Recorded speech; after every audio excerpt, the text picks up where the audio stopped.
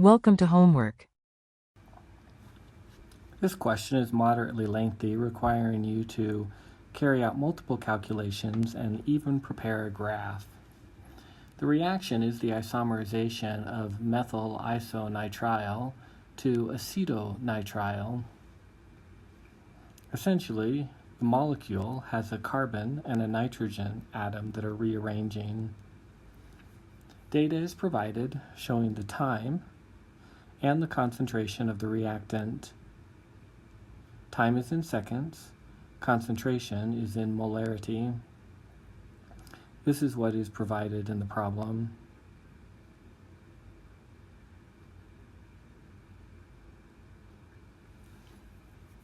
Then it asks you to calculate the average rate of the reaction in molarity per second for the time interval between each measurement.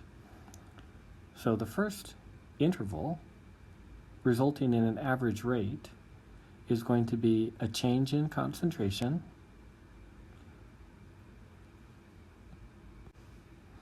which will be 0.0165 minus the concentration at 2000 seconds divided by the time that elapses, 2000 seconds from 0 to 2000.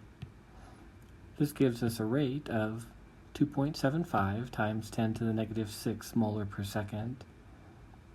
The next time interval is between 2000 and 5000, which is a time interval of 3000 seconds, and the change in concentration is 0.0110 to 0.00591 in 3000 seconds, resulting in a rate of 1.70 times 10 to the negative 6 molar per second.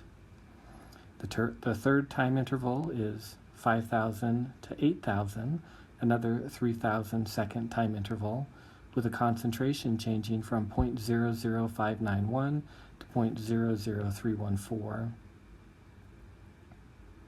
And we get a rate of 9.23 times 10 to the negative 7 molar per second. Then we'll go from 8,000 to 12,000. That's a 4,000 second time interval with a concentration change of 0.00314 to 0.00137 in 4,000 seconds, giving us a rate of 4.43 times 10 to the negative 7 molar per second. And then the last time interval is from 12,000 to 15,000 seconds, another 3,000 second time interval, going from a concentration of 0.00137 to 0.00074 in 3,000 seconds, giving us an average rate in this time interval of 2.10 times 10 to the negative 7 molar per second. Now for part B, it asks you to calculate the average rate of the reaction over the entire time from 0 seconds all the way to 15,000 seconds. So now the time interval is from 0 to 15,000, so the change in concentration will be 0.0165 to 0.00074 molar. So we set it up the same way as we did before. Change in concentration now over the entire time that it was monitored, divided by the entire time of 15,000 seconds, gives us an average rate of 1.05 times 10 to the negative 6 molar per second. And this should make sense. We've got some that are above that and some that are below that. For part C, it wants to know which is greater, the average rate between 2,000 seconds and 12,000 seconds, so going from here to here, or between 8,000 seconds and 15,000 seconds.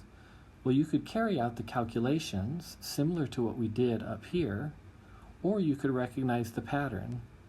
You'll notice that the rate is decreasing as time progresses, so earlier rates are going to be faster than later rates.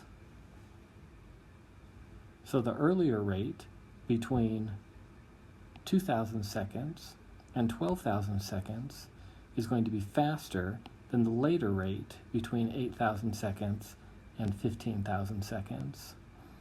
So again, you could just use your reasoning based on the data based on the data provided and the rates calculated to determine that the later rate is going to be slower and the earlier rate is going to be quicker. For the last part of this problem, it wants you to prepare a graph. You could prepare a graph freehand using graph paper, or you could prepare a graph using Excel. I went ahead and used Excel. I took the data that was provided, time versus concentration, and plotted it as shown here. After plotting, it asks you to determine the instantaneous rates in molar per second at 5,000 seconds and 8,000 seconds. The best way to do this is to draw a tangent. So I'm going to draw a tangent at 5,000 seconds. Then I can choose 2 points, the y-intercept and the x-intercept, and calculate the change in concentration over the change in time from the xy values at these two extreme points. For the y-intercept, it's x equals 0, y equals 0.0124, based on the grids that are provided, each line being 0.0004.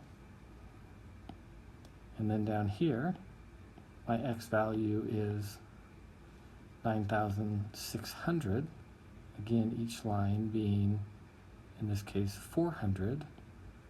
So we would go to 8,400, 8,800,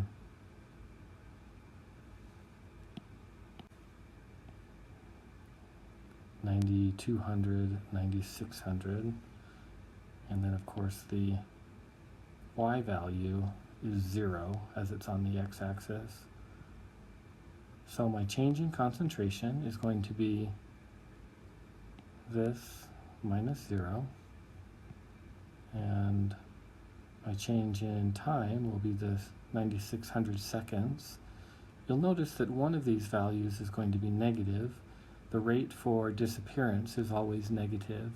Or if we simply state that the reactant is disappearing or being consumed, then we can calculate a positive rate.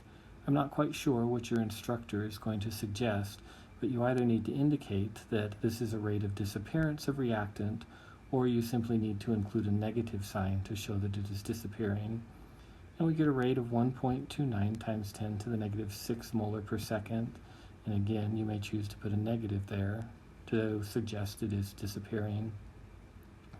Now they want you to determine the instantaneous rate at 8,000 seconds. So we'll draw a tangent to the line at 8,000 seconds, and again determine the xy values at the extremes.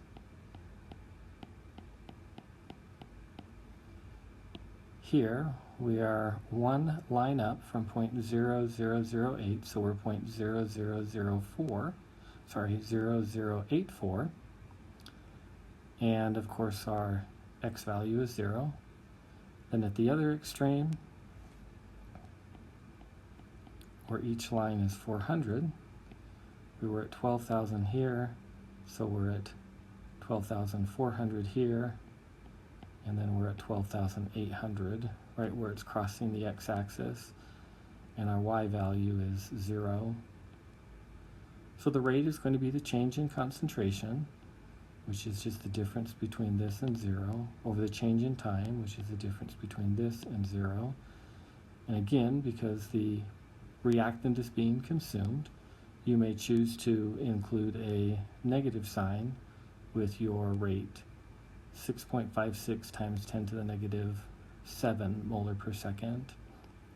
And then you'll want to go back and verify that the rate earlier at 5,000 seconds was greater than the rate later at 8,000 seconds, so that it's consistent with everything that you calculated earlier for this problem.